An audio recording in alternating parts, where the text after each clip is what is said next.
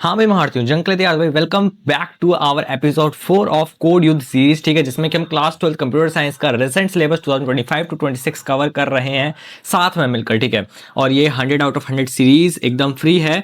और बाकी अगर तुम लोग एक छोटी सी इन्वेस्टमेंट करना चाहते हो अपनी सीएस में, तो यार तुम ये नोट्स को परचेज कर सकते हो। अगर तुम्हारे पास ऑलरेडी है तो बहुत अच्छी बात है। ठीक है, इनका प्रिंट आउट करवा लेना है, सॉफ्ट कॉपी में तुम्हें मिल जाएंगे इजिली।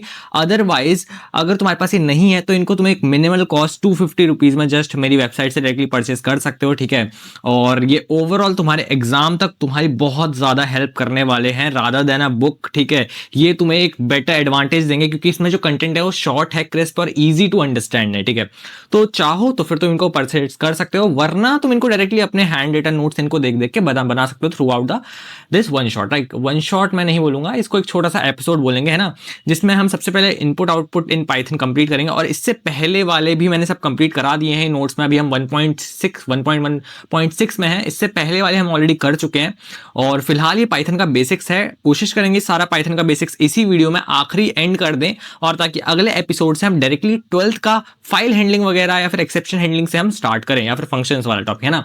तो फिलहाल अभी इनपुट आउटपुट हम इस वीडियो में कर रहे होंगे, जिसमें कि हम ये बेसिक कुछ चीजें जैसे कि इनपुट कैसे यूज करते हैं, प्रिंट फंक्शन कैसे यूज करते हैं, सेप फंक्शन कैसे यूज होता है, राइट, और एंड फॉर्मेट, एफ स्ट्रिंग, ये सब क्या होता है, इन बेसिक चीजों को समझ रहे होंगे, जो कि तुम लोगों को हो सकता है पता भी होंगे क्योंकि तुमने 11th में भी कर रखा है। बट यार इससे रिलेटेड क्वेश्चंस 12th में जरूर आते हैं, और पाइथन रिवीजन टूर का ही पोर्शन है ये, तो फिर इसको पढ़ना बहुत ज्यादा जरूरी हो जाता है हमारे लिए। ठीक है, तो मेक श्योर तुम लोगों को अच्छे से आता हो, राइट, क्योंकि इसी में से यार ओवरऑल मतलब अगर तुम मान के चलोगे कि तुम्हारा जो फर्स्ट पोर्शन होता है कंप्यूटेशनल थिंकिंग एंड प्रोग्रामिंग, उसका मेजर पोर्शन तुम्हारा पाइथन रिवीजन टूर होता है, राइट। तो यहाँ से क्वेश्चंस तुम्हारे बन रहे होंगे और ये तुम्हारे बेसिक स्ट्रॉन्ग करता है, तो फिर वही बात है। ठीक है, तो वही बात है, तुम्हें इसको करना जरूरी है। तो हमें इसमें इनपुट आउटपुट का फ्लो बेसिकली यूजर से कीबोर्ड, फिर वो इनपुट लेगा, पाइथन का प्रोग्राम रन होगा, फिर प्रिंट स्क्रीन में शो होगा, यूजर को वापस मिल जाएगा। तो कुछ इस टाइम का ये फ्लो होता है। और ये रियल वर्ल्ड एनालॉजी तुम्हें मिल जाएगी कि भाई जैसे कि तुम्हें एक माइक्रोफोन क्या है, एक माइक में जैसे कि माइक्रोफोन है, इसमें मैं बोल रहा हूँ और आउटपुट क्या है, तुम्हें वो सुनने में आ रहा है स्पीकर में तुम्हारे फोन के या फिर ईयरबड्स के, जिससे भी तुम लोग सुन रहे हो। तो that is the simple analogy जो कि हम समझ सकते हैं। इनपुट क्या करता है, जो हमारा इनपुट कीवर्ड होता है, राइट, वो क्या करता है बेसिकली, इनपुट फंक्शन जो होता है वो इनपुट लेता है हमसे, राइट। तो वैसी कुछ चीज़ है। तो फिर यहाँ पे बेसिक इनपुट का हमने यहाँ पे फंक्शन बना दिया। हाँ ठीक है, बेसिक इनपुट का ये फंक्शन हो गया, और ये कुछ टाइप का, ये तो छोटा सा चैप्टर, तो ये तो हमने ऐसे ही मतलब ऊपर से ही पढ़ोगे तो फिर हो जाएगा। नेक्स्ट चीज़ जो अभी हम पढ़ रहे होंगे, अभी हम डिटेल में इसको गो थ्रू करेंगे, ये मत सोचना कि हो गया। तो नेक्स्ट चीज़ होगी that is 1.1.7, that is flow control in Python, यानी कि कंट्रोल फ्लो कैसे होता है, कि कहाँ से कहाँ कंट्रोल ट्रांसफर होता है through out the Python statements code, है ना। यानी कि हो सकता है पहले कोई लाइन में कंट्रोल आ रहा है, फिर कोई लाइन चल रही है, मतलब एक एक करके एग्जीक्यूशन कैसे होगा, राइट। तो वाई फ्लो कंट्रोल मैटर्स, तो without flow control your code is just boring to do list, it executes line by line, no decisions, no loops. ठीक है, कंट्रोल क्या अलाउ करता है कि भाई यहाँ पे आप रियल टाइम में सोच सकते हो। ठीक है, पाइथन का प्रोग्राम ऐसा नहीं कि एआई जैसा नहीं, बट हाँ उसको एक सेट ऑफ लाइंस ऐसी डिफाइन कर दी जिसकी वजह से वो खुद से इधर उधर जंप कर सकता है, कंडीशंस लगा सकता है, राइट। तो वो जैसे कि if else loop, for loop, while, if else statement, sorry, for loop, while loop, ये सब चीजें जो है फ्लो कंट्रोल के अंदर आती हैं। डिसीजंस का क्या मतलब हो गया, इफ एल्स हमारा डिसीजन में आ जाएगा, लाइक, राइट, और लूप्स मतलब फॉर लूप, वाइल लूप, ये लूप्स में आ जाएंगे। तो it gives a brain, if it gives a brain है, राइट। फ्लो कंट्रोल का क्या मतलब है कि वो उसको एक दिमाग दे देगा। वरना क्या है, अगर आपको प्रिंट कराना है कोई स्टेटमेंट 100 बार, सेम चीज आपको 100 बार प्रिंट करानी, तो आप क्या करोगे, हर बार प्रिंट प्रिंट प्रिंट प्रिंट तो लिखोगे नहीं। तो वहीं एक हमने लूप चलाया और हो गया। या फिर हमें सेग्रीगेट करने हैं ऑड और इवन नंबर, एक लिस्ट है जिसमें से कि हमें ऑड नंबर्स अलग निकालने, इवन नंबर्स अलग प्रिंट कराने, या फिर उसको अलग अलग लिस्ट में डालना है। तो अगेन वो भी हो सकता है, तो हम उसको मैनुअली सब कुछ करें, या फिर उसमें हम लूपिंग वगैरह लगा के और उसको फटाफट से हम कर दें। तो यहाँ पे हमें डिसाइड एबिलिटी मिल जाती है डिसाइड करने की, रिपीट करने की और स्किप करने की। क्विक मैप डिसाइड करो, इफ एल्स, ठीक है, वही मतलब कंडीशनल स्टेटमेंट्स आ जाएंगे, उसका रिपीट करो जब तक हो ना जाए। वाइल लूप का एग्जांपल, फिर repeat with a plan, for loops, ठीक है, जब तुम्हारे पास पता है कि भाई यहाँ तक हमें चलना है, यहाँ से चलना है, इतना स्टेप लेना है, वो सब तुम्हारा फॉर लूप्स का आ जाएगा। फिर ब्रेक रूल्स जो होते हैं, ब्रेक, कंटिन्यू, पास, ये कुछ हमें कीवर्ड्स पता होने चाहिए, राइट। नेक्स्ट हमारा रहेगा रियल लाइफ सिनेरियोज। तो वही कुछ एक एग्जांपल्स के थ्रू समझा रखा है, बट वैसे मुझे लगता तो नहीं है इतनी बेसिक चीज़ें तो मैं पढ़नी पड़ेगी। बट हाँ फिर भी अगर कोई क्रिटिकल है, किसी को समझ नहीं आ रहा, तो उसके लिए बहुत बढ़िया चीज़ है भाई है। बाकी बट मेरे को लगता है तुम लोग मेरे साथ अभी तक चल रहे हो तो तुम्हें इतना आ ही चुका होगा। बाकी हम कुछ प्रोग्राम सामने सामने बना लेते हैं तब तक। इसके बाद हम पढ़ रहे होंगे list tuples and dictionary, right. Flow control हो गया, उसके बाद जाके हमारे क्या लिस्ट टपल डिक्शनरी तुम 11th में ऑलरेडी पढ़ के आ रहे हो। अगर तुम्हें नहीं पता है फिर भी बता दो, लिस्ट क्या होती है यार, स्क्वायर ब्रैकेट्स के अंदर हम स्टोर करते हैं वो लिस्ट हो जाती है। टपल क्या होता है, राउंड ब्रैकेट्स के अंदर हमारे टपल हो जाते हैं। इनके अलग अलग कुछ कुछ फंक्शंस होते हैं जो कि तुम्हें पता होने चाहिए। वो सारे के सारे फंक्शंस जो होंगे उनको मैंने एक सिंगल शीट के अंदर इंक्लूड कर दिया, ठीक है, एक सिंगल पेज के अंदर इंक्लूड कर रखा है, जो कि तुम्हें टेलीग्राम चैनल पर मेरे मिल जाएगा। अगर तुमने टेलीग्राम चैनल अब तक ज्वाइन नहीं किया है तो भैया जी कर लो, ठीक है। आप लोग टेलीग्राम चैनल ज्वाइन करके रखो, क्योंकि एग्जाम तक जितने भी अपडेट्स होंगे, जितना भी मटेरियल होगा, फ्री पेड फ्री जो भी होगा वो तो मैं शेयर कर रहा हूँ, और साथ में अगर पेड मटेरियल्स में कुछ डिस्काउंट या फिर कुछ ऑफर्स होगा तो वो भी तुम्हें पता चल रहा होगा। तो टेलीग्राम ग्रुप ज्वाइन कर लेना जरूर से, राइट। एंड यहाँ पे हमारा लिस्ट और डिक्शनरी तुम्हें पता होना चाहिए। अभी हम सामने सामने कुछ चीजें करेंगे। लिस्ट और डिक्शनरी एक अच्छा टॉपिक, और यहाँ से क्वेश्चंस हर साल आते ही आते हैं, ठीक है। किस टाइप के क्वेश्चंस आते हैं वो हम पीवाईक्यू सीरीज में अलग से कर रहे होंगे, जब हम पीवाईक्यूज वाला टाइम आएगा। वो तुम्हें अगर पता नहीं तो पिछली वीडियो देख लेना, प्लान वाली, जो मैंने प्रॉपर 90 वाला स्कोर वाली वीडियो बना रखी है, उसको देख लेना। इसके बाद यार यहाँ पे हमारा कुछ वही लिस्ट टपल डिक्शनरी होती क्या है, क्या क्या फंक्शंस लगते हैं, हम ये सब देखेंगे अच्छे से। ये कुछ एक एग्जांपल्स है, ये लिस्ट ऐसी होती है, टपल ऐसा दिखता है, डिक्शनरी ऐसी दिखती है, ठीक है। इसके बाद कुछ कॉमन मिस्टेक्स जो कि तुम एग्जाम में कर रहे होगे, इसलिए उनसे पहले ही बच जाओ, इसलिए हम उसको मैंने मेंशन कर दिया अलग से। देन कोई कंपैरिजन टेबल, देन तुम्हारे पास आ जाएगा फंक्शंस। ये फंक्शन हमारा नेक्स्ट वीडियो में आएगा। तो अभी तक हम जो कवर करेंगे that will be input output वाला, फ्लो ऑफ कंट्रोल वाला, और एक तीसरा हमारा लिस्ट टपल डिक्शनरी। इन तीनों चीजों को हम आज के आज निपटा देने वाले हैं, ताकि कल से हम नेक्स्ट वीडियो से जो हम पढ़ रहे हों वो हम फंक्शंस कर रहे हों, राइट। चलिए जी शुरू करते हैं, इस वीडियो का आगाज करते हैं। और इंट्रो तो बहुत अच्छा हो चुका है हमारा। और एक चीज और कर देना, ये जो एग्जाम में अगर तुम मेरे साथ मिलकर 100 आउट ऑफ 100 प्लान कर रहे हो क्लास 12 सीएस में लाने का, तो प्लीज एक कमेंट कर देना। कमेंट करना जरूरी क्यों है, ताकि एक एनर्जी मेरे अंदर भी बनी रहे और तुम्हारे अंदर भी बनी रहे, ठीक है।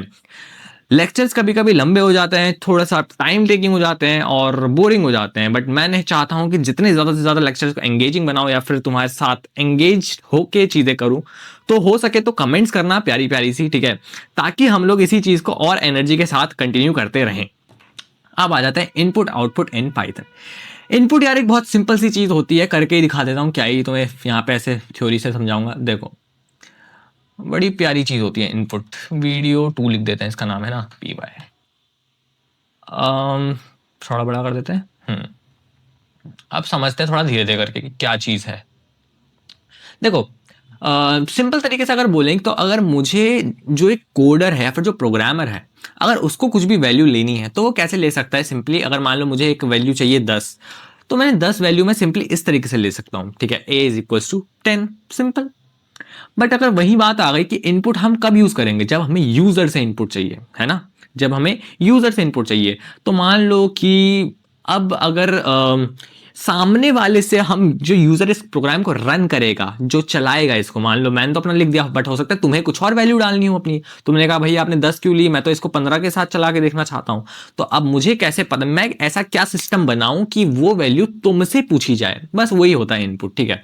अब A = 10 है, अगर मैं यहाँ पे प्रिंट A करवाऊंगा तो वो हर बार मुझे 10 ही प्रिंट करके देगा। बट मैं चाहता हूं कि ये यूजर से पूछे, ठीक है।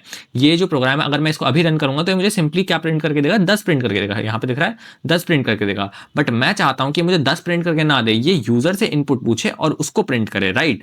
तो इसके लिए मैं क्या करूंगा, सिंपली यहाँ पे A यहाँ पे इसका लिखूंगा डेटा टाइप, कि आपको कौन सा डेटा टाइप चाहिए। मेरे को करंटली इंट यानी कि इंटीजर से काम चल जाएगा, तो मैं इंटीजर लिखूंगा। फिर मैं यहाँ पे लिखूंगा इनपुट। यही है यार मेन फंक्शन हमारे, इनपुट जो है दिस इज ऑल।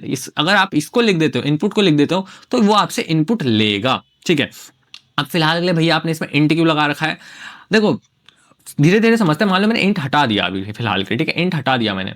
अब मैं यहाँ पे सिंपली अगर मैं इतना लिखता हूं तो होगा क्या, इसको रन करके देखते हैं पहले। तो इसको रन किया, कुछ भी नहीं हुआ। बट हाँ, तुम एक चीज ऑब्जर्व करोगे, यहाँ पे एक स्पेस आया है जिसमें कि मैं कुछ भी लिख सकता हूँ, ठीक है। ऐसा नहीं हुआ कि कुछ भी नहीं आया आउटपुट। देखो आउटपुट शो तो कुछ भी नहीं हो रहा, बट हाँ ये प्रोग्राम रन जरूर हुआ है। तो यार यहाँ पे बेसिकली सिंपली मतलब क्या है कि यहाँ पे जैसे ही हम इनपुट लिखेंगे तो एक फंक्शन अलाउ करेगा कि आप यहाँ पे कुछ लिख सकते हो, ठीक है। अगर मैंने ये नहीं लिखा होता तो फिर ये मुझे ये वाला स्पेस नहीं देता जहाँ पे मैं टाइप कर पा रहा हूँ, राइट। बट अभी ये बहुत बेसिक लग रहा है, राइट, क्योंकि अभी तुम देखोगे कि यहाँ पे सिंपली कुछ समझ नहीं आ रहा कि क्या मांग रहा है। मैं बस लिख सकता हूँ, बट मैं लिखूँ क्या, ठीक है। तो मान लो मैंने यहाँ पे लिख दिया एंटर अ नंबर, ठीक है, मैंने कुछ ऐसा लिख दिया। तो अब ये क्या पूछ रहा है मेरे से, एक नंबर पूछ रहा है कि आप यहाँ पे एक नंबर एंटर करिए। अब यहाँ पे मैं नंबर में, अब जैसे ही मैंने यहाँ पे ये लिख दिया तो ये स्टेटमेंट ना मेरे को नीचे शो होगा। मतलब यहाँ पे जब कोई बंदा इसको रन करेगा और यूज करेगा तो उसको शो होगा कि एंटर अ नंबर, ताकि उसको समझ में आ जाए, ये यूजर है जो उस प्रोग्राम को यूज कर रहा है, कि भाई मेरे को यहाँ पे एक नंबर डालना है। ठीक है, इसको रन करा। अब यहाँ पे जैसे कि 1 सेकेंड, इसको फिर से रन करते हैं। ठीक है, अब यहाँ पे देखो इसने मेरे से क्या पूछा, एंटर अ नंबर, और साथ में स्पेस दे दिया। अब यहाँ पे मैं क्या कर सकता हूँ, मैं कोई सा भी नंबर एंटर कर सकता हूँ। मान लो मैंने यहाँ पे 3 एंटर कर दिया, तो बेसिकली 3 प्रिंट होके आ चुका है। अभी फिलहाल क्या हो रहा है कि यहाँ पे क्योंकि सिर्फ इनपुट लिखा हुआ है तो ये डिफॉल्ट वैल्यू क्या लेता है, देखो ध्यान से समझना। हमें जनरली जब भी हमें कोई वैल्यू लेनी होती है तो हमें यहाँ पे कुछ ना कुछ मेंशन करना होता है डेटा टाइप इनपुट से पहले। मान लो वो हो सकता है इंट हो सकता है वो, ठीक है, मान ऐसे इंट। अब अगर मान लो मैंने इंट मेंशन कर दिया, इंट भी हो सकता है, स्ट्रिंग भी हो सकता है, फ्लोट भी हो सकता है, ठीक है, जनरली यही सब हम यूज कर रहे होंगे अपने 12th में। तो अगर मान लो वो इंट है, तो अब अगर तुम इंट लिखने के बाद कोई सी भी वैल्यू डालोगे, मान लो मैंने 3 डाला, ठीक है, तो अब ये उस वैल्यू को 3 ही कंसिडर करेगा। ठीक है, 3 एज एन इंटीजर, ठीक है, फ्लोट नहीं। अब समझो बात को कि भैया हमें इंट मेंशन करने की जरूरत क्या है, हम बिना इसके भी तो कर सकते, तब भी तो वैल्यू एंटर हो ही रही है, तब भी तो 3 एंटर हो ही रहा है। तो यार अब यहाँ पे जो तुम्हें नंबर दिख रहा है दैट इज क्या है, यहाँ पे तुम्हें पहले आएगा एंटर नंबर, एंड यहाँ पे जब ये तुम्हें ऐसे पूछेगा तो तुम नंबर एंटर करोगे और 3 करके तुम्हारा हो जाएगा। बट अब ये जो नंबर तुमने एंटर किया है, तुम्हें नहीं पता कि ये इंटीजर है या फिर स्ट्रिंग है, क्योंकि तुमने कुछ मेंशन नहीं किया है। बट ये जो इनपुट है ना, इनपुट फंक्शन, ये डिफॉल्ट क्या लेता है भैया, डिफॉल्ट अगर हम कुछ भी ना डाले तो क्या लेगा, तो ये स्ट्रिंग में ही कंसिडर करेगा। अब देखो दिक्कत क्या होती है स्ट्रिंग और इंटीजर में, पहले ये समझ लो। स्ट्रिंग का सिंपल मतलब होता है कि वो जो स्टेटमेंट है वो इन द कोट्स है, ठीक है, और कोई भी चीज अगर कोट्स के अंदर है, चाहे वो मान लो ये मैंने लिखा है 87, राइट।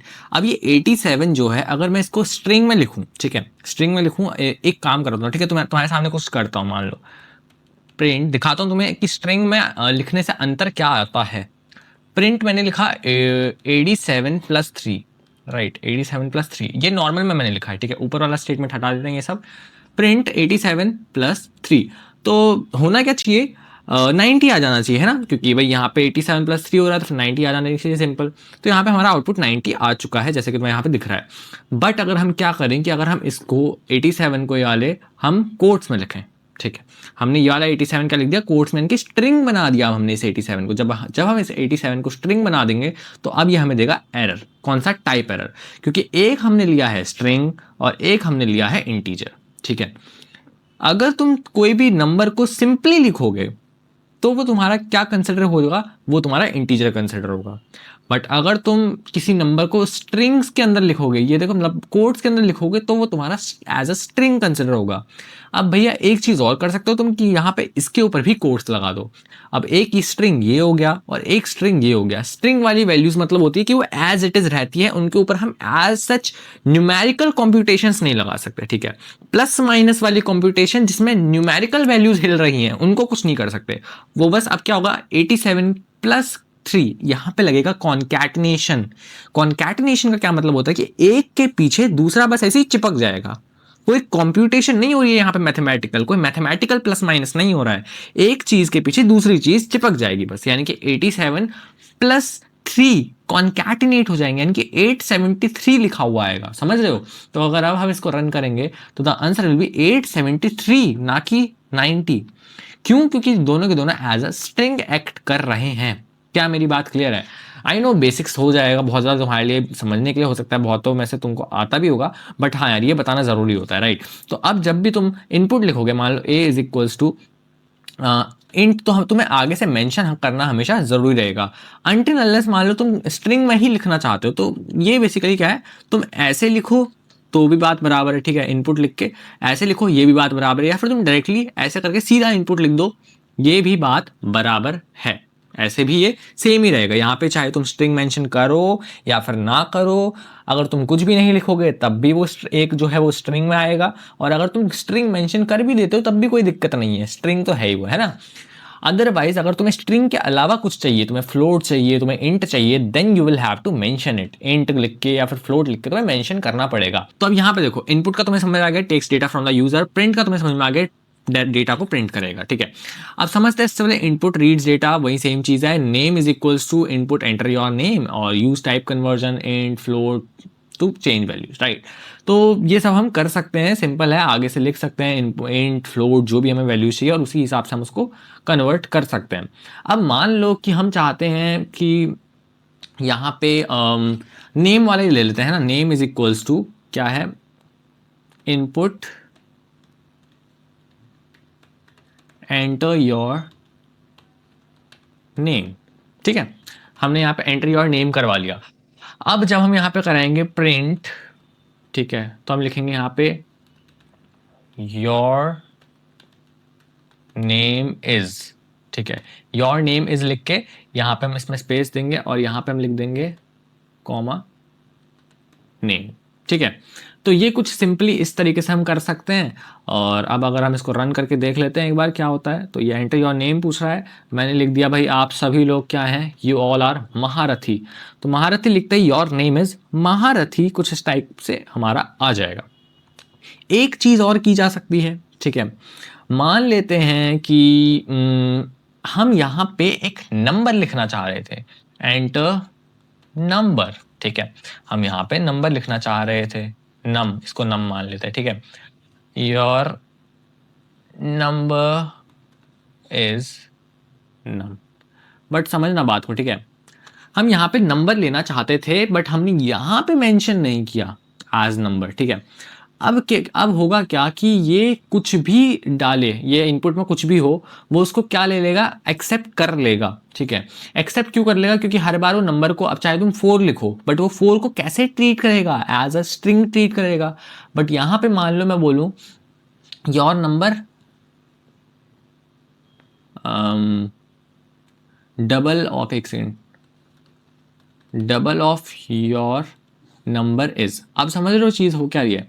अब मैं करूँगा क्या, अब मान लो ऊपर से नंबर में क्या फीड हुआ है, इवन आफ्टर तुमने 10 डाला है, मान लो तुमने इसमें क्या डाला, एक आउटपुट ऐसे ही एज्यूम करता है, ठीक है, तुमने डाला इसमें 10, ठीक है, कि भैया मैं तो इनपुट 10 डाल रहा हूँ, बट वो अंदर कैसे प्रोसेस हुआ है, एज अ स्ट्रिंग प्रोसेस हुआ है। तो यानी कि स्ट्रिंग में तो कोई न्यूमेरिक कैलकुलेशंस होती नहीं है, प्लस माइनस मल्टीप्लाई डिवाइड कुछ नहीं हो सकता स्ट्रिंग में। तो यहाँ पे अगर मैं ट्राई करवाऊँ कि मैं नम को मल्टीप्लाई कराऊँ 2 से, तो यहाँ पे होगा क्या, सोच के बताओ, क्योंकि नम के साथ कोई प्लस माइनस डिवाइड मल्टीप्लाई होगा नहीं, तो फिर यहाँ पे ये मुझे देगा एरर, ठीक है, एरर थ्रो करेगा। सोच लो एक बार फिर से, क्या ये मुझे एरर थ्रो करेगा, पहले मुझे कमेंट करो यहाँ पे, मार्क करेगी, क्या ये एरर थ्रो करेगा या फिर ये कुछ कंप्यूट करके आउटपुट देगा। अगर आउटपुट देगा तो वो क्या देगा ये बताओ, ठीक है। चलो तुम्हारे लिए रन कर देता हूँ और उसके पीछे का रीज़न भी लिखना जो भी तुमने लिखा है। तो यहाँ पे मैं नंबर डालता हूँ, जैसे कि हमने एग्जाम्पल में 10 बोला था। सिंपल सीधी सी चीज़ हो गई है, जैसे कि मैंने बताया था कि अब ये क्यों हुआ, सबसे पहले तो जानना ये इंपॉर्टेंट है, राइट।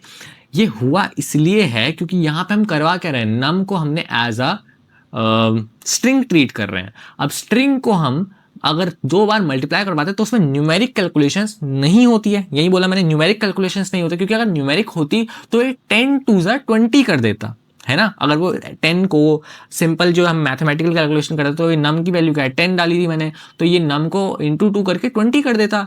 बट इसने क्या करा, इसने 10 कर दिया, यानी कि इसने 10 को ही 2 बार लिख दिया, यानी कि इसने क्या करा, रेपिटेशन करा है, ठीक है। यहाँ पे ध्यान रखो, जब भी अगर हम स्ट्रिंग के पीछे मल्टीप्लाई वाला लगा के हम कुछ भी ऑपरेशन कराने की कोशिश करते हैं तो वो रेपिटेशन होता है, ठीक है। जैसे कि कॉन्कैटिनेशन बोला था मैंने, एक के पीछे वही वाला ऐड चिपक जाता है। रेपिटेशन में क्या है, वो उतने बार ही आता रहता है, ठीक है, जितने बार तुम लिखोगे। मैंने 2 लिखा था तो ये 2 बार 10 आया, ठीक है। अगर मैं यहाँ पे 3 लिख दूं तो वो 3 बार 10 आएगा, 4 लिख दूं तो 4, 100 बार लिखूं तो 100 बार वो 10 ऐसी करके एक के पीछे एक लगाता हुआ आते जाएगा। क्या बात क्लियर है।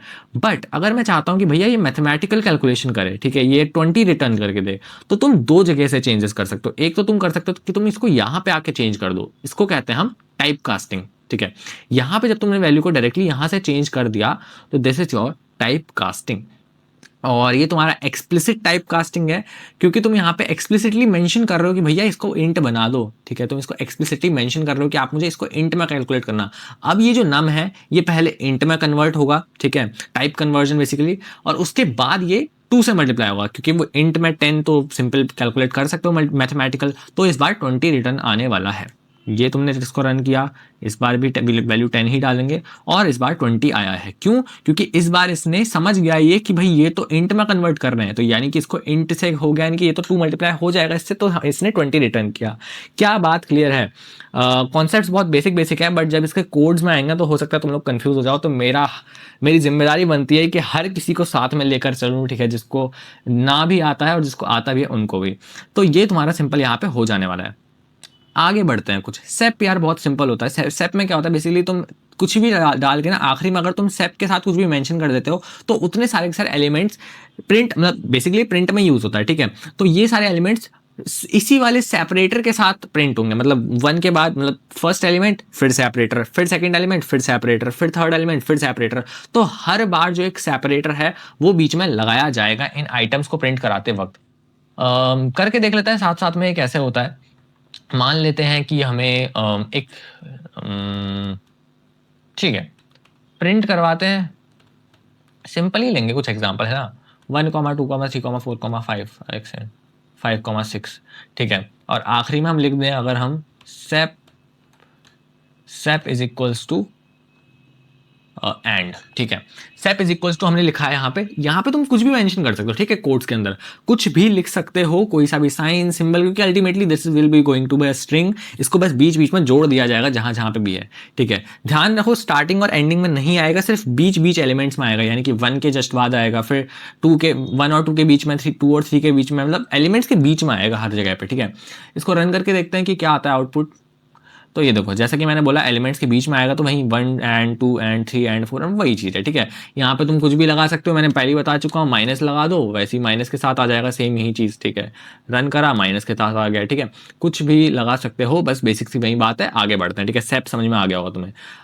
So the next thing is and. भाई एंड में भी सेम चीज़ है, वो पर्टिकुलर चीज़ उस वाली चीज़ से एंड हो जाएगा स्टेटमेंट, ठीक है। मान लो हेलो लिखा, तो आखिरी में एंड के साथ अगर तुम कुछ मेंशन कर देते हो तो आखिरी में उसी चीज़ के वो लग के आएगा, ठीक है। Default and is new line, ठीक है, ये भी समझ जाओ। डिफॉल्ट में पाइथन में क्या होता है, अगर तुमने कुछ भी मेंशन नहीं किया है तो डिफॉल्ट एंड क्या है, वो नई लाइन में आ जाएगा स्टेटमेंट, है ना। एक एग्जाम्पल से समझाता हूँ ये। मान लो मैंने लिखा एक सेकेंड, मैंने लिखा प्रिंट हेलो वर्ल्ड, ठीक है। मैंने हेलो वर्ल्ड लिखा और इसी को ही मैं कॉपी करके नीचे लिख दिया मैंने, ठीक है। मैंने यहाँ पे हेलो वर्ल्ड लिखा और फिर मैंने फिर से हेलो वर्ल्ड लिखा। तो इस बार हुआ क्या, इसको रन करा। अब तुम देखो पहले एक हेलो वर्ल्ड आया, समझ आता है, बट फिर ये अपने आप दूसरी लाइन में क्यों आ गया? क्योंकि पाइथन में डिफॉल्ट में क्या होता है, यहाँ पे नेक्स्ट लाइन से ही एंड हो रहा है, यानी कि तुम्हें दिख तो नहीं रहा, बट यहाँ पे एक छोटा सा कोड और है, दैट इज क्या, end is equals to \n, ठीक है। ये इसमें तुम्हें शो नहीं हो रहा है ये वाला पार्ट, बट डिफॉल्ट ये हर बार लगाया जा रहा है, ठीक है। अब अगर मान लो कि तुम बोलो कि नहीं भैया मुझे तो ये नहीं चाहिए, मैं नहीं चाहता कि नेक्स्ट लाइन में आए, मैं चाहता हूं कि ये उसी के ही साथ चलता रहे, तो तुम क्या करोगे, इस वाले को हटा दो यहाँ से। वो जो \n था वो क्या करता है, नेक्स्ट लाइन में लेके आ जाता है ना। बट अगर हम यहाँ पे इसको खाली रहने दें तो हम बोल रहे हैं कि एंड और कुछ भी नहीं, ठीक है। एंड में हमने कुछ भी नहीं दिया, यानी कि वो डायरेक्टली यहाँ से उसी वाली लाइन में ही स्टे करेगा, ठीक है। तो वो उसी वाली लाइन में स्टे करेगा और नीचे वाला स्टेटमेंट डायरेक्टली वहीं से स्टार्ट हो जाएगा। क्या बात क्लियर है? रन करके देखते हैं, इसको ज़्यादा क्लैरिटी मिलेगी। ये देखो यहाँ पे हेलो वर्ल्ड एग्जैक्टली एंड हुआ, और होना क्या चाहिए था बेसिकली, अगर हम ये वाला स्टेटमेंट नहीं लगाते, ये जैसे कि अगर हम नहीं लगाते एंड वाला, तो डिफॉल्ट वो क्या करता है, डिफॉल्ट वो देखता है कि \n है, तुम्हें दिख नहीं रहा, बट पाइथन की इंटरनल कोडिंग है, आई होप तुम्हें समझ में आ रहा होगा, ठीक है। कि हर स्टेटमेंट के बाद वो डिफॉल्ट नेक्स्ट लाइन वाला \n ये वाला कोड अपने आप रन, दिखा देता हूँ, ये वाला, ठीक है, ये वाला कोड अपने आप रन होता है, तुम्हें दिखता नहीं है बस, ठीक है। तो अगर तुम इसको हटा दो, तुम बोलो कि नहीं मैं तो अलग से मेंशन कर देता हूँ कि मुझे आखिरी में कुछ भी नहीं चाहिए, तो वो डायरेक्टली अगली वाली लाइन उसी में से ही आ जाएगी, ठीक है। एक चीज़ और कर सकते हो कि तुम यहाँ पे मान लो तुमने लिख दिया एंड 2, ठीक है, तुमने लिख दिया आखिरी में 2 से एंड करो, मतलब जैसे ही हेलो वर्ल्ड खत्म हो उसके बाद 2 लिखा हुआ है और उसका जस्ट बाद हेलो वर्ल्ड लिखा हुआ है, कोई स्पेस नहीं, कोई कुछ नहीं। तो तुम जैसे ही इसको रन करोगे तो क्या होगा, सेम वैसे ही हेलो वर्ल्ड और उसके बीच में 2 लिखा हुआ है और हेलो वर्ल्ड। अब एक चीज़ और डाउट हो सकती है भैया कि अगर हम इसमें आगे से एक स्पेस लगा दे और पीछे से स्पेस लगा दे तो क्या होगा, तो यस वो स्पेसेस प्रिंट होंगे, तुम जैसे जैसे लिखोगे वो चीज़ें वैसी वैसी ही प्रिंट होने वाली हैं, ठीक है। स्पेसेस चाहे तुम अगर इसमें 2 लगा दो, इस बार 2 यहाँ से, 2 यहाँ से, ठीक है। तो इस बार और ज़्यादा दूरी में आएंगे ये, ठीक है। तो स्पेसेस इसमें काउंट होते हैं, तो जितना ज़्यादा तुम स्पेस वगैरह दोगे, जो भी करोगे, वो सब कुछ इसमें शो होगा। तो एंड बेसिकली यही करता है। ये वाला जो पार्ट है ना, ये कहाँ से आया है, इस वाले कोड से आया है। इस एंड को पीछे वाले लिखने से ये बीच वाला पार्ट बना है, राइट। और वो तो तुम्हें समझ में आ ही रहा है। तो ये होता है तुम्हारा एंड का मतलब, वो तुम्हें एंड समझ आ गया होगा। इसके बाद तुम्हारा है फॉर्मेट। फॉर्मेट का क्या मतलब होता है, ये सिंपल डॉट लगा के अगर तुम कुछ भी प्लेस होल्डर्स के साथ काम करते हो तो फॉर्मेट तुम्हारा काम करता है। मान लो यहाँ पे एक स्ट्रिंग फॉर्मेटिंग मेथड शो कर रखा है, ये वाला स्पेसिफिकली फॉर्मेट इतना 12th में यूज नहीं हो रहा होगा, बाकी सब आ रहे होंगे। सेप के ऊपर डेफिनेटली क्वेश्चन आते हैं, सेप के ऊपर, एंड के ऊपर, इनपुट, प्रिंट, इन सब के ऊपर क्वेश्चन आएगा ही आएगा। फॉर्मेट के ऊपर जनरली नहीं आता, बट इसलिए फिर भी मैंने इंक्लूड कर दिया है, तो थोड़ा बहुत अंडरस्टैंडिंग होनी चाहिए तुम्हें। बट हाँ, कोड लिखते टाइम आई वुड रिकमेंड कि फॉर्मेट और एफ स्ट्रिंग को यूज मत करना। मतलब अगर मान लो तुम चाह रहे हो कि भाई थोड़ा टेक्निकल लगे मेरा प्रोग्राम, तुम लिख रहे हो, कोई तुम्हें कोड आ रखा है लिखने के लिए, ठीक है, तो मतलब कभी कभी रहता है कि भाई टीचर्स जो होते हैं वो कहते हैं कि भाई ये तो हमारे उसमें है नहीं, हम तुम्हें सिलेबस में नहीं, ये वो कुछ ना कुछ हो जाता है। तो हो सकता है कभी कभी मार्क्स इसके डिडक्ट कर ले, वैसे होना नहीं चाहिए, बट यस पता होना चाहिए तुम्हें, और इसको यूज मत करना। बेसिकली मैं इतना तुम्हें समझा देना चाहता हूँ, ठीक है। इसको अपने कोड्स में यूज मत करना, कोड को सिंपल रखना। जैसे कि एफ स्ट्रिंग वाला मेथड मैंने और भी पहले भी बता रखा है, दिखा देता हूँ। होता क्या है ना कि मान लो हेलो, अब मान लो हेलो मैं डायरेक्टली हर बार वर्ड थोड़ी लिखूंगा, है ना। अब एक चीज़ हो सकती है कि मैं हेलो को लिखने के बाद, मान लो तुम्हें दिखाता हूँ ना, करके दिखाता हूँ। हेलो के बाद एक तरीका हो सकता है कि मान लो मैं चाहता हूँ कि मैं हेलो महारथी लिखूँ, तो एक तरीका हो सकता है हेलो लिखा, स्पेस डाला, कॉमा डाला, और यहाँ पे लिख दिया मैंने क्या, एक सेकंड, बट वो जो वैल्यू है ना, जो मेरा स्ट्रिंग है, वो स्ट्रिंग की value A is equal to महारथी, मैं ऐसे लेना चाहता हूँ। अब ध्यान से समझो, चाहूँ तो मैं यहाँ पे इनपुट स्टेटमेंट वगैरह भी करके कर सकता हूँ, है ना, वो थोड़ा और ठीक हो जाएगा। बट समझो एक बात को, मैं चाह रहा हूँ कि प्रिंट स्टेटमेंट में ऊपर से वैल्यू आए कोई, ठीक है, ऊपर से कोई एक वेरिएबल की वैल्यू आए, मतलब हर बार चेंज होके वैल्यू आए। तो एक काम क्या हो सकता है कि मैंने कॉमा लगाया, ए लिख दिया, है ना, सीधा सिंपल हो गया, हेलो और उसके बाद कॉमा ए, यानी कि हेलो, उसके बाद ए की वैल्यू क्या है ऊपर से चेक करेगा, अच्छा महारथी वैल्यू है तो हेलो महारथी प्रिंट हो जाएगा। बट ये ना उतना अच्छा नहीं लगता है, क्योंकि अगर मान लो मुझे अब इसके बाद फिर से लिखना हो, मुझे इसके बाद आगे लिखना हो हाउ आर यू, ठीक है, अब मुझे हाउ आर यू लिखना है, फिर मुझे अपना महारथी शो कराना है, ठीक है, महारथी आए, तो अब मैं फिर से कॉमा लगा के फिर से ए लिखूंगा, तो ये थोड़ा सा अनप्रोफेशनल लगता है, या फिर अच्छा नहीं लगता, बार बार कॉमाज आ रहे हैं, बार बार मैं कोट्स यूज कर रहा हूँ। इसी चीज को थोड़ा बैलेंस करने के लिए एफ स्ट्रिंग फॉर्मेटिंग होती है। अब वो करते कैसे दिखा देता हूँ तुम्हें। प्रिंट लिखोगे, ठीक है, जो स्टेटमेंट तुम्हें लिखना है उसको एज इट इज लिख दो। सबसे पहले मान लो मुझे क्या लिखना था, हेलो, उसके बाद मेरे को क्या है, ए की वैल्यू चाहिए, ए लिख दो एज इट इज, ठीक है। अभी समझना, हेलो उसके बाद ए, उसके बाद क्या है, हाउ आर यू ए, ठीक है। ए का क्या मतलब है कि वो ऊपर से वैल्यू ले, बट भैया अभी ये वैल्यू तो लेगा नहीं, अभी तो ये इसको एज है पूरा का पूरा क्या है, एक ही स्ट्रिंग कंसिडर कर रहा है, सिंगल स्ट्रिंग है यहाँ से लेके यहाँ तक, तो अभी इसमें ए की वैल्यू तो आएगी नहीं। हाँ भाई ऑब्वियसली नहीं आएगी। यहाँ पे हमें क्या करना पड़ेगा, एक नई चीज करनी पड़ेगी कि जो ये स्ट्रिंग है पूरा का पूरा, इसके जस्ट आगे तुम्हें लगाना है एफ, ठीक है। जैसे ही तुम एफ लगा दोगे और उसके बाद जहां पे तुम्हारे पास वो वैल्यू है ना, जो भी तुम्हें ऊपर से फेच करानी है, समझ लो, ऐसी कोई भी वैल्यू जो तुम्हें इस स्ट्रिंग के बाहर से फेच करानी है, तो उसको तुम करली ब्रेसेस में लिख देना, उसको तुम करली ब्रेसेस में डाल देना, दैट्स ऑल। अब तुम देख रहे हो कलर कोडिंग ही चेंज हो गई अपने आप ही, ठीक है। अब ये जो है ना, ये ए जो है, अब ये फंक्शनल हो गया है पूरी तरीके से, अब ये ऊपर से वैल्यूज फेच करने के लिए एकदम तैयार है।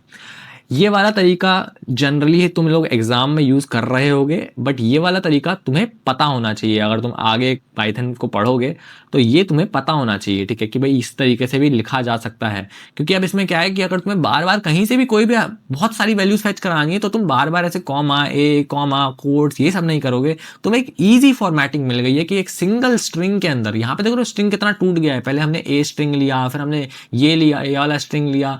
तो अगर इस तरीके से स्ट्रिंग तोड़ना अच्छा नहीं लगता, तो हम क्या करते हैं, सिंगल स्ट्रिंग में बस हम ये करली ब्रेसेस लगा देते हैं जहां जहां पे वाली वैल्यू है। कुछ इस तरीके से लिखा जाता है। दोनों को ही हम रन करके देख लेते हैं कैसा होता है। देखो पहले में क्या आया, हेलो, अब यहाँ पे स्पेसिंग भी देखो, स्पेसिंग भी खराब हो गई। यहाँ पे महारथी में 2 स्पेस आ गए, अगर तुम नोटिस कर रहे होगे। फिर यहाँ पे सिंगल आया, तो यहाँ पे मैंने एक एक्स्ट्रा स्पेस डाल दिया है कहीं ना कहीं, अगर तुम्हें दिख रहा हो तो। फिर अब रन करके देखते हैं।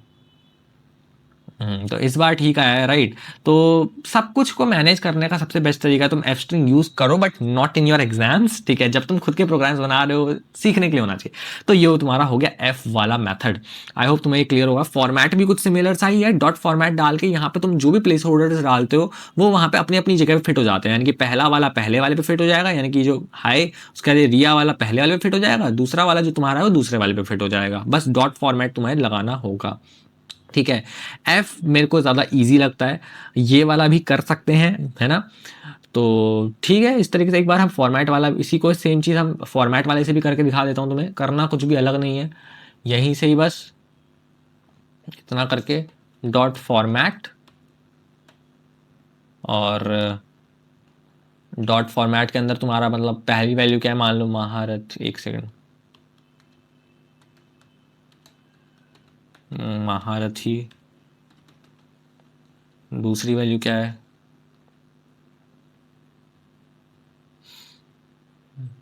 मान लो टुडे लिख दिया, हाउ आर यू टुडे, ठीक है। कुछ इस तरीके से तुम इसको लिख सकते हो। रन करके देखते हैं। एक सेकेंड, अच्छा ठीक है, मैंने यहाँ पे ए वैल्यू, देखो ध्यान देना, यहाँ पे वैल्यूज ऊपर से फैच नहीं कराई जाएगी फॉर्मेट में, ठीक है। वैल्यूज डायरेक्टली तुम्हें यहाँ पे मेंशन करनी है। मैं जैसे कि मैंने मेंशन कर दिया महारथी टुडे, वहाँ पे वो वैल्यूज रह गई थी एज इट इज, तो फिर उस वजह से वो एरर दे रहा था। अब रन करेंगे, बढ़िया, हेलो महारथी, हाउ आर यू टुडे, कुछ इस तरीके से ये तुम्हारा वर्क करता है। आई होप तुम्हें ये सब चीज़ें समझ में आ गई होंगी बहुत बढ़िया तरीके से, है ना। आगे बढ़ते हैं। एफ स्ट्रिंग हो गया, ये हो गया, ये हो गया, एंड सैप हो गया, और बस ये मैंने तुम्हें बता दिया। बहुत बेसिक सी चीज़ें, छोड़ देते हैं इसको, ठीक है। इनपुट, एल्टर योर नेम, ये सब कुछ, इसमें और कुछ भी नहीं है खास। फ्लो ऑफ कंट्रोल समझना बहुत ज़रूरी है, ठीक है। इफ़, एलिफ, एल्स क्या होता है, कंटिन्यू क्या होता है, कैसे वर्क करता है, अच्छी चीज़ें हैं। एग्जाम में इससे क्वेश्चंस बनते हैं, करते हैं ज़रा साथ में, है ना। नोट तो बढ़िया तुम्हारे पास है ही, बाकी रियल स्टफ क्या है पहले वो समझते हैं।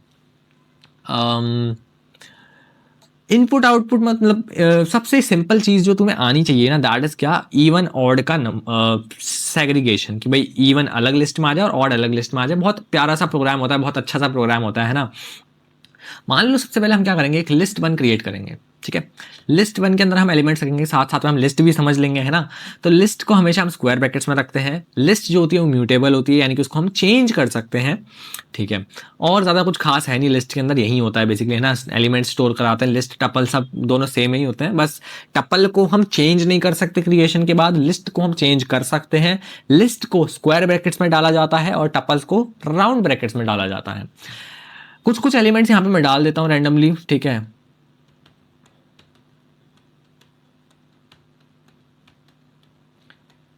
मैंने कुछ ना कुछ एलिमेंट्स ऐसे ही डाल दिए हैं, अब सबके सब नंबर्स हैं, है ना।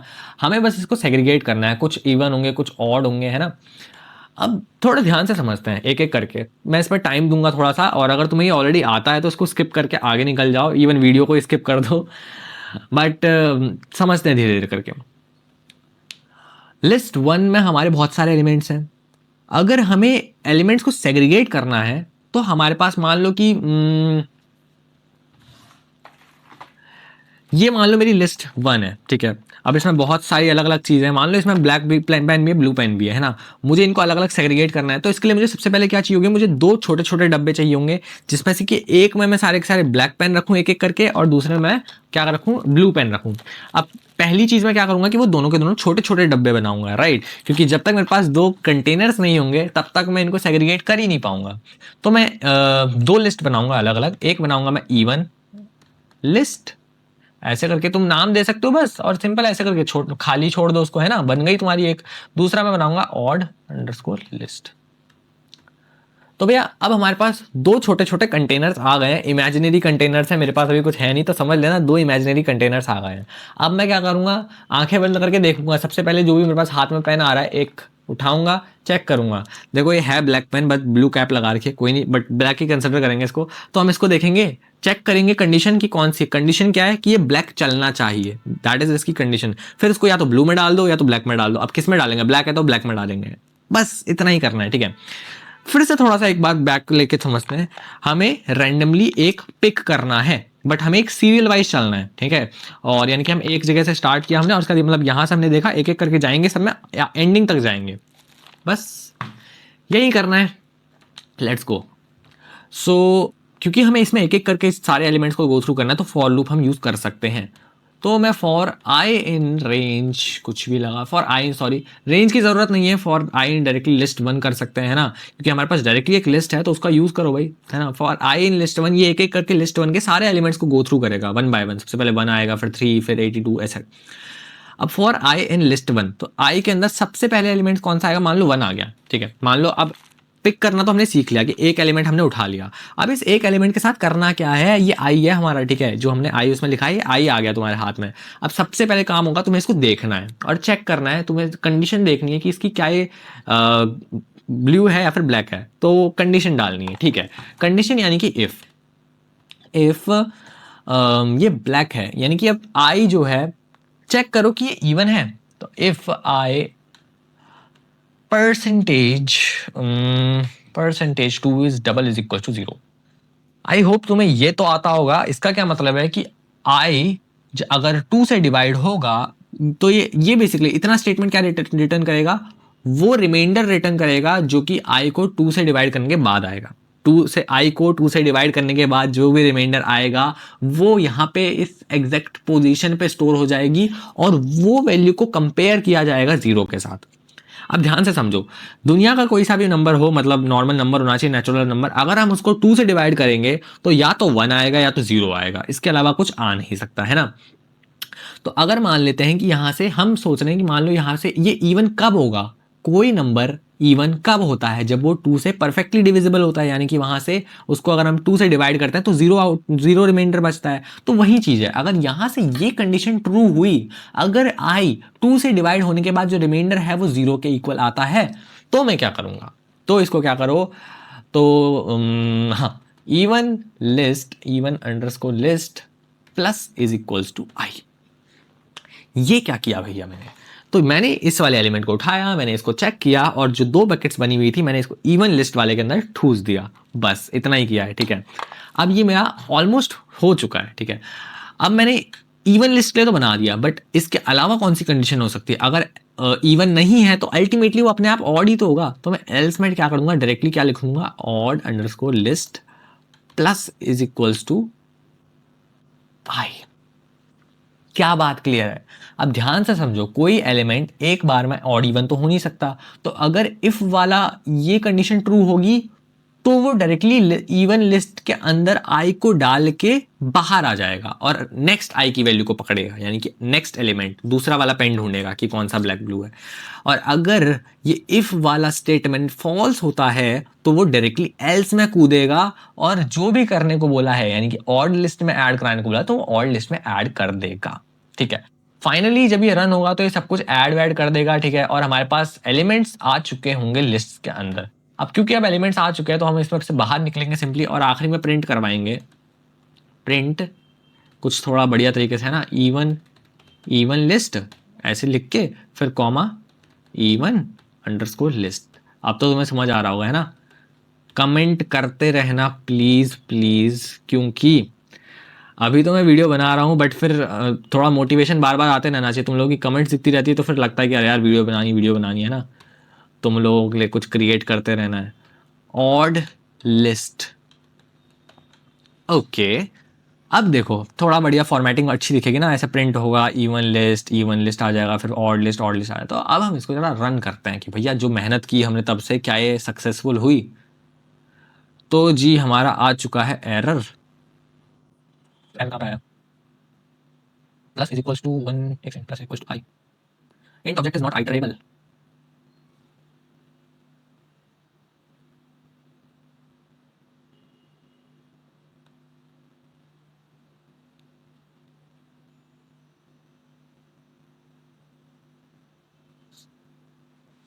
कुछ गलत है क्या नहीं पे?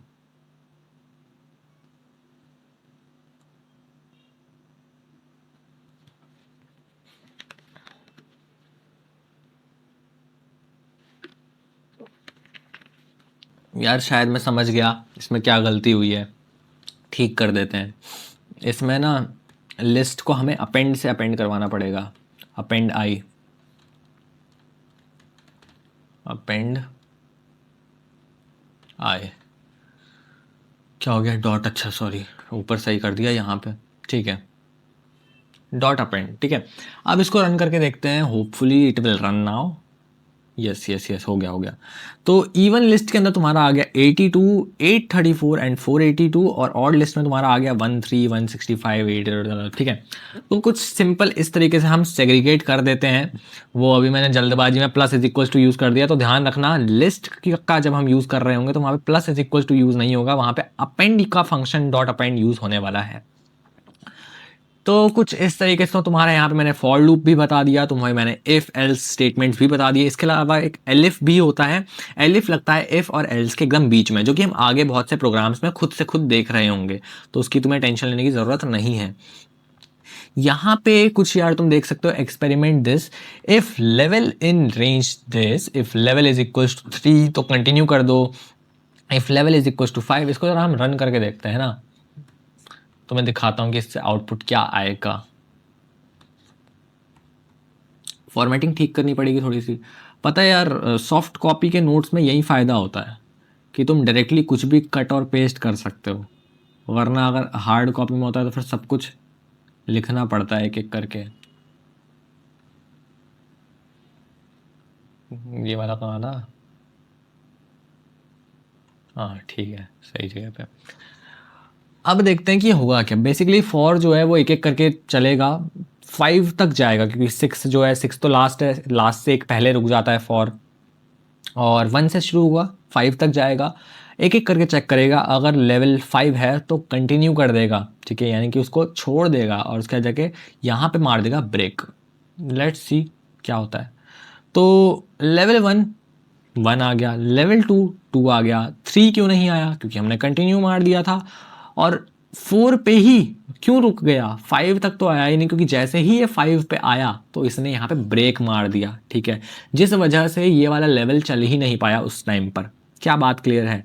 तो कुछ ऐसा हुआ है यहाँ पे, अगर मान लो मैं इसको कर दूँ 10 और मैं इसको अब 5, फिर भी देखो अब जैसे ही ये 5 आएगा ये ब्रेक मार देगा, तो फर्क नहीं पड़ता आखिरी वैल्यू क्या है, ये अल्टीमेटली यहाँ पे ब्रेक कर देगा। तो अगर मान लो ये 5 पे ब्रेक कर रहा है, अब मैं इसको 7 पे ब्रेक करवाऊँ तो अब ये थोड़ा आगे तक जाएगा, ये देखो 6 तक चला गया, है ना।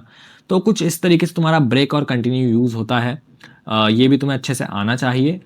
नेक्स्ट तुम्हारा रहेगा list, tuples and dictionary. List में ऑलरेडी तुम्हें थोड़ा बहुत बता चुका हूँ, टपल भी सिमिलर ही होता है, बट उसमें हम क्या कर सकते हैं, कुछ नया चेंजेस नहीं कर सकते। जैसे कि अभी तुम्हें याद है, अभी हमने इसमें अपेंड यूज़ किया था पिछले वाले लिस्ट वाले में, तो अपेंड क्यों हो गया था, क्योंकि लिस्ट जो होती है वो म्यूटेबल होती है, उसको चेंज किया जा सकता है, बट टपल में हम कोई ऐसा फंक्शन नहीं लगा सकते। अगर तुमने उसको एम्प्टी क्रिएट कर दिया तो वो उम्र भर वो एम्प्टी ही रहेगा, ठीक है, जैसा बना दिया वो वैसा ही रहेगा, सिंपल सी बात है। उसके बाद ना वो चेंज होगा, ना प्लस, ना माइनस, ना ऐड, ना डिलीट, कुछ नहीं होगा।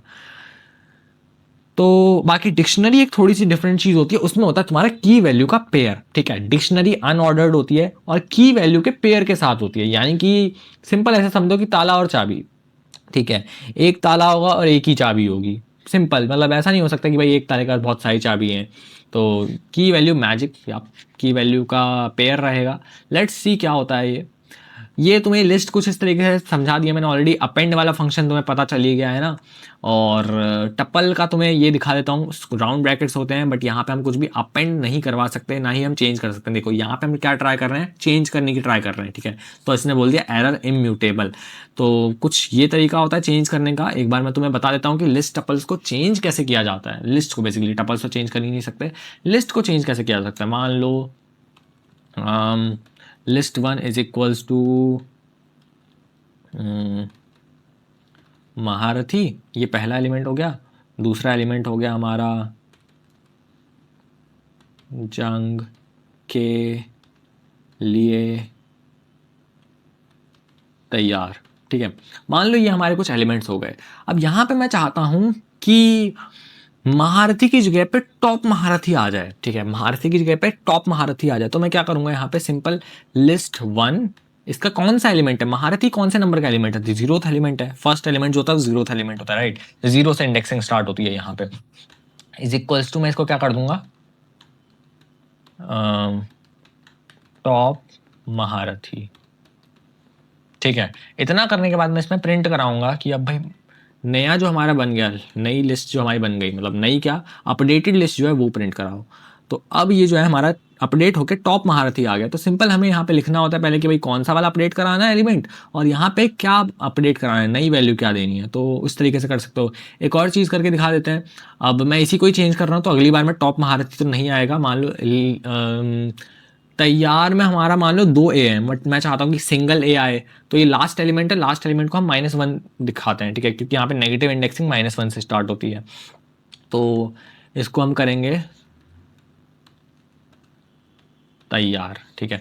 पहले डबल ए लगा हुआ था और टी स्मॉल था, इस बार टी कैपिटल कर दिया है। तो वही वाले चेंजेस नए वाले में रिफ्लेक्ट होंगे। ये देखो नए वाले में ये सब रिफ्लेक्ट हो रहे हैं। तो कुछ इस तरीके से तुम्हें चेंज करना होता है लिस्ट को। और अगर यही सेम चीज़ हम टपल में ट्राई करेंगे, टपल मतलब क्या, राउंड ब्रैकेट्स, यहाँ पे भी round brackets, and now let's just try running. अच्छा ध्यान रखना यहाँ पे लिस्ट टपल लिखने से कुछ फर्क नहीं पड़ता है, मैंने लिस्ट ही रखा हुआ है, but ultimately it is a tuple. ये दिखा रहा होगा, VS कोड शो कर रहा है कि ये टपल है। क्यों? क्योंकि all identity of tuple is round brackets, that's all. ठीक है, तुम्हें और कुछ वेरिएबल वगैरह के नाम से मतलब नहीं, नाम तो कुछ भी हो सकता है। ये देखो टाइप एरर आ गया। क्यों? Tuple object does not support item assignment, support ही नहीं करता वो, जैसे कि लिस्ट करती है। तो ये तुम्हारा तरीका हो गया। अब देखो डिक्शनरी में क्या होता है, मान लो एक स्टूडेंट नाम की हमने एक डिक्शनरी बनाई है जिसमें कि नेम और एज डाला है हमने, ठीक है। Name is equal to Riya, age is equal to इतनी, और क्लास इज इक्वल टू 12। अब यहाँ पे तुमने देखा ये जो है ये है की, ठीक है, ये क्या है की, नेम इज की। देन इस की वैल्यू क्या है, रिया। की वैल्यू, की और वैल्यू का पेयर, दैट्स ऑल। ठीक है, नेम के साथ कौन रहेगा, नेम के साथ 17 तो रहेगा नहीं, नेम के साथ हमेशा रिया ही अटैच रहेगा। की और वैल्यू का पेयर, ठीक है। एज में हमेशा 17 ही रहेगा, की और वैल्यू का पेयर। क्लास इसकी 12 है तो 12 ही रहेगी, ठीक है, की और वैल्यू का पेयर। बस यही होता है यार, और कुछ भी नहीं होता है इसमें। बस बीच में कॉलन लगा हुआ होता है और करली ब्रेसेस से बनता है। ये करके दिखा देते हैं कुछ, ठीक है। मान लो मैंने बताया क्या, तो हम ले लेते हैं एक महारथी नाम की, हम एक बनाएंगे डिक्शनरी जिसको कि हम ऐसे स्टार्ट करेंगे। अब इसमें हम लिख देंगे इसका नेम, तो नेम के साथ कॉलन लगाएंगे। अब ये क्या है, की है। अब इसके साथ एक वैल्यू देनी है, तो वैल्यू हम कुछ भी दे सकते हैं, लिस्ट टपल डिक्शनरी कैसे भी बना सकते हैं, ठीक है। महारथी ये एक बन गया, फिर कॉमा लगा दो। दूसरा बनाना है, फिर से लिखो क्लास, क्लास एक की हो गया, इसके साथ तुम्हें अब कॉलन लगाना है और फिर से वैल्यू लिखनी है, 12 लिख दो, ठीक है। और अब इसका सब्जेक्ट लिखा, फिर से कॉलन लगाओ और लिख दो यहाँ पे CS, ठीक है। बस ये की वैल्यू के पेयर्स कुछ इस तरीके से बनाए जा सकते हैं। ये मैंने एक डिक्शनरी बना दी बहुत प्यारी सी, समझ आ गया। तो कुछ इस तरीके से हम डिक्शनरी बना सकते हैं। अब इसको चेंज कैसे करते हैं, वहाँ पे इसका मेथड क्लियरली शो कर रखा है कि भैया ये तो प्रिंट कराने के लिए, ठीक है, कि अगर तुम्हें कोई पर्टिकुलर चीज़ प्रिंट करानी है। एक्सेस करने का तरीका बहुत सिंपल है, यहाँ पे लिखो कि अपनी डिक्शनरी का नाम और उसकी की लिखो, की लिखोगे और वैल्यू प्रिंट होके आ जाएगी, ठीक है। तुम्हें की देनी है उसको बताने की कौन सी की वैल्यू चाहिए, तो वो वैल्यू प्रोवाइड कर देगा। और सिंपल वही सेम ही बात है यार, ये लिखोगे जो अपडेट करना है वो लिखो। अब मान लो कि अब यहाँ पे लेट्स से महारथी अब नेक्स्ट लेवल पे जाके टॉप महारथी बन गया, ठीक है। तो इसको वही चेंज करने का कुछ तरीका डिफरेंट है नहीं। एक सेकंड, महारथी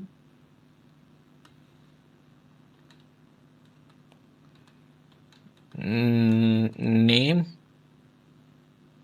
is equals to,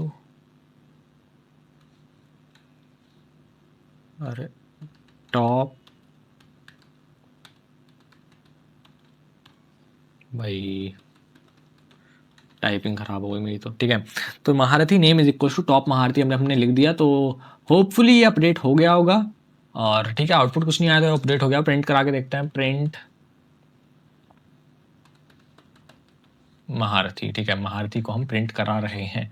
so let's see, ये हमारा आ गया नई डिक्शनरी जिसमें कि नेम है टॉप महारथी, क्लास 12, सब्जेक्ट CS।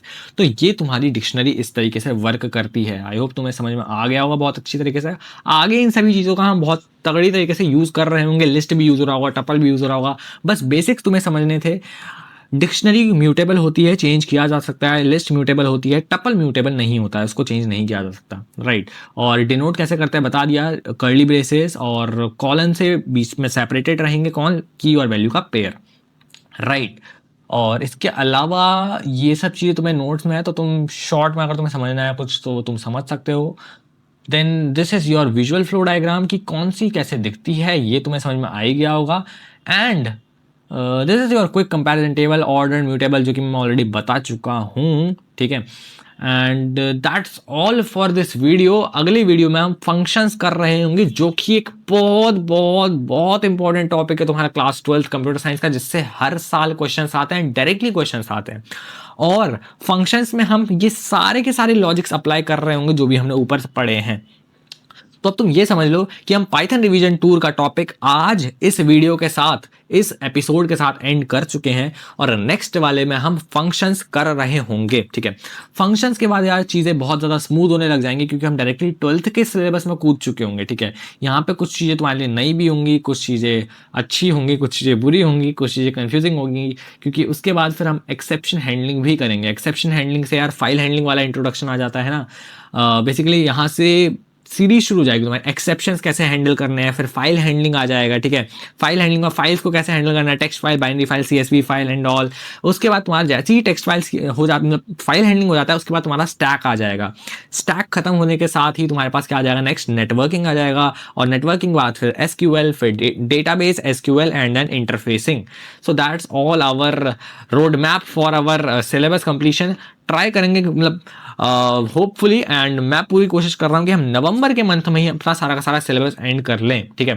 तो अगर तुम लोग इस सीरीज में साथ में चल रहे हो तो मेक श्योर तुम लोग कमेंट करते जाओ और डन डन लिखते जाओ साथ साथ में, ठीक है। और एक चीज़ और लिखना यार, हैशटैग महारथी मटेरियल जरूर से लिखना, क्योंकि दैट इज आवर लाइक, पता चल जाएगा मेरे को कि तुम लोग वीडियो का एंडिंग तक देखते हो, ठीक है। जो लोग भी जिस भी वीडियो का एंडिंग तक देखते हैं तो हैशटैग महारथी मटेरियल जरूर लिखना, ठीक है। एंड सो मिलते हैं तुम लोगों को यार नेक्स्ट वीडियो में, बाय।